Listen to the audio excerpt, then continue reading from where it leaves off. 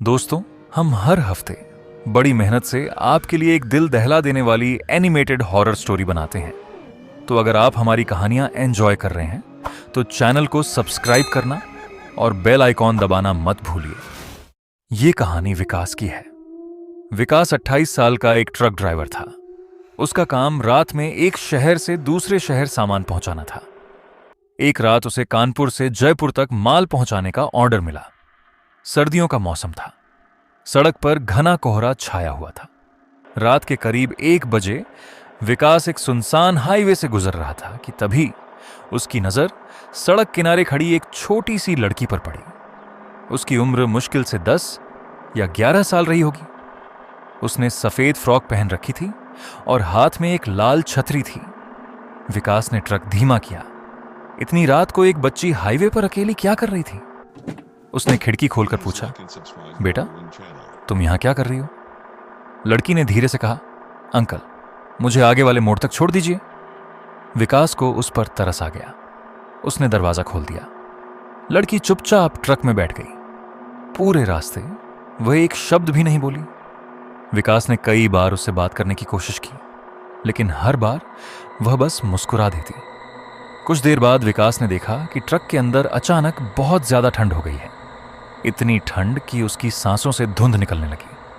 उसने हीटर बढ़ाया, लेकिन कोई फर्क नहीं पड़ा। तभी लड़की ने पहली बार खुद बात की। उसने पूछा, अंकल, आपको डर लगता है?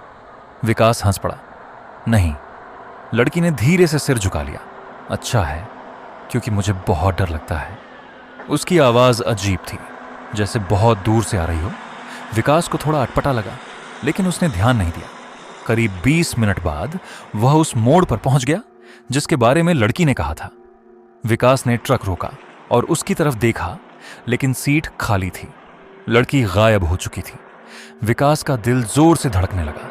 उसने तुरंत ट्रक से उतरकर चारों तरफ देखा। कोहरे के अलावा वहां कुछ नहीं था। वह जल्दी से ट्रक में बैठा और आगे बढ़ गया। सुबह जब वह एक ढाबे पर रुका तो उसने रात वाली घटना वहां बैठे लोगों को बताई।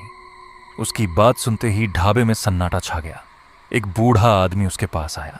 उसने पूछा, क्या उसके हाथ में लाल छतरी थी? विकास ने हां में सिर हिलाया। बूढ़े का चेहरा पीला पड़ गया। उसने बताया कि 5 साल पहले उसी मोड़ पर एक बच्ची का एक्सीडेंट हुआ था। वह बारिश में अपनी लाल छतरी लेकर सड़क पार कर रही थी। एक तेज रफ्तार ट्रक ने उसे कुचल दिया था। तब से कई ड्राइवर उसे रात में देखने का दावा कर चुके थे।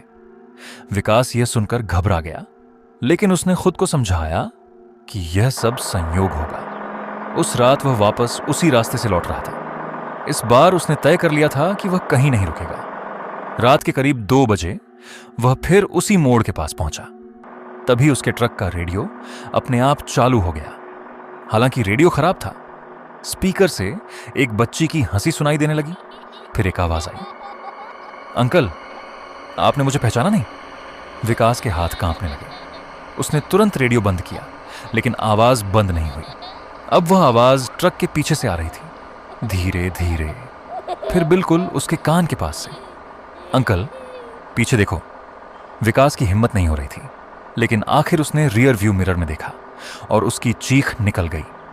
पीछे वाली सीट पर वही लड़की बैठी थी। सफेद फ्रॉक, लाल छतरी, लेकिन इस बार उसका चेहरा बुरी तरह कुचला हुआ था और उसकी आंखों की जगह सिर्फ काला अंधेरा था।